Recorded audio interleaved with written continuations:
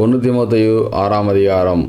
தேவனுடைய நாமமும் உபதேசமும் தூசிக்கப்படாதபடிக்கு அடிமைத்தன நுகத்திற்குட்பட்டிருக்கிற வேலைக்காரர் யாவரும் தங்கள் எஜமான்களை எல்லா கணத்திற்கும் பாத்திரர் என்று எண்ணிக்கொள்ள கடவர்கள்.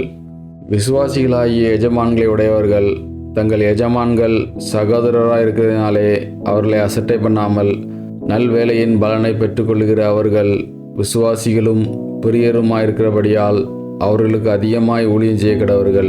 இப்படியே போதித்து புத்தி சொல்லு. ஒருவன் நம்முடைய கர்த்தராகிய இயேசு கிறிஸ்துவின் ஆரோக்கியமான வசனங்களையும் தேவபக்திக்கேற்ற உபதேசங்களையும் ஒப்புக்கொள்ளாமல் வேற்றுமையான உபதேசங்களை போதிக்கிறவனானால் அவன் இருமாப்புள்ளவனும் ஒன்றும் அறியாதவனும் தர்க்கங்களையும் வாக்குத்தத்தங்களையும் பற்றி நோய் கொண்டவனுமாயிருக்கிறான். அவைகளாலே பொறாமையும் சண்டையும் தூஷணங்களும் பொல்லாத சம்சயங்களும் உண்டாகி கெட்ட சிந்தையுள்ளவர்களும் சத்தியமில்லாதவர்களும் தேவபக்தியை ஆதாய தொழில் என்று எண்ணுகிறவர்களுமாயிருக்கிற மனுஷர்களால் உண்டாகும் மாறுபாடான தர்க்கங்களும் பிறக்கும். இப்படிப்பட்டவர்களை விட்டு விலகு. போதுமென்கிற மனதுடனே கூடிய தேவபக்தியே மிகுந்த ஆதாயம். உலகத்திலே நாம் ஒன்றும் கொண்டு வந்ததும் இல்லை, இதிலிருந்து நாம் ஒன்றும் கொண்டு போவதும் இல்லை என்பது நிச்சயம். உண்ணவும் உடுக்கவும் நமக்கு உண்டாயிருந்தால் அது போதுமென்றிருக்க கடவோம். ஐஸ்வர்யவான்களாக விரும்புகிறவர்கள் சோதனையிலும் கண்ணியிலும் மனுஷரை கேட்டிலும் அழிவிலும் அமிழ்த்துகிற மதிகேடும் சேதமுமான பலவித இச்சைகளிலும் விழுகிறார்கள். பண ஆசை எல்லா தீமைக்கும் வேறாயிருக்கிறது. சிலர் அதை இச்சித்து விசுவாசத்தை விட்டு வலுவி அநேக வேதனைகளாலே தங்களை குத்திக் கொள்கிறார்கள்.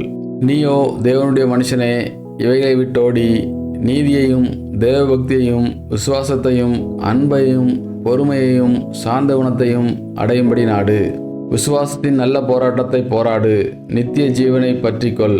அதற்காகவே நீ அழைக்கப்பட்டாய். அநேக சாட்சிகளுக்கு முன்பாக நல்ல அறிக்கை பண்ணினவனுமாயிருக்கிறாய். நம்முடைய கர்த்தராகிய இயேசு கிறிஸ்து பிரசன்னமாகும் வரைக்கும் நீ இந்த கற்பனையை மாசில்லாமலும் குற்றமில்லாமலும் கைக்கொள்ளும்படிக்கு எல்லாவற்றையும் உயிரோடு இருக்கச் செய்கிற தேவனுடைய சன்னிதானத்திலேயும் பொந்தியு பிலாத்துவின் முன்று நல்ல அறிக்கையை சாட்சியாக விளங்க பண்ணின கிறிஸ்து இயேசுனுடைய சன்னிதானத்திலேயும் உனக்கு கட்டளையிடுகிறேன். அந்த பிரசன்னமாகுதலை தேவன் தம்முடைய காலங்களில் வெளிப்படுத்துவார்.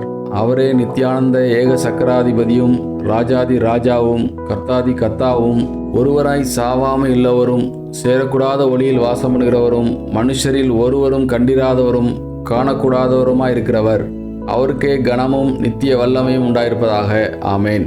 இவ்வுலகத்திலே ஐஸ்வர்யமுள்ளவர்கள் இருமாப்பான சிந்தையுள்ளவர்களாயிராமல் நிலையற்ற ஐஸ்வர்யத்தின் மேல் நம்பிக்கை வையாமலும் நாம் அனுபவிக்கிறதற்கு சகலவித நன்மைகளையும் நமக்கு சம்பூர்ணமாய் கொடுக்கிற ஜீவனுடைய தேவன் மேல் நம்பிக்கை வைக்கவும் நன்மை செய்யவும் நற்கிரியைகளில் ஐஸ்வர்யான்களாகவும் தாராளமாய் கொடுக்கிறவர்களும் உதார குணமுள்ளவர்களாய் இருக்கவும் நித்திய ஜீவனை பற்றி கொள்ளும்படி வருங்காலத்திற்காக தங்களுக்கு நல்ல ஆதாரத்தை பொக்கிஷமாக வைக்கவும் அவர்களுக்கு கட்டளையிடு.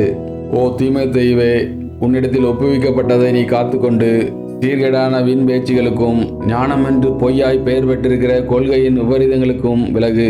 சிலர் அதை பாராட்டி விசுவாசத்தை விட்டு வழுவி போனார்கள். கிருபையானது உன்னோடு இருப்பதாக. ஆமேன்.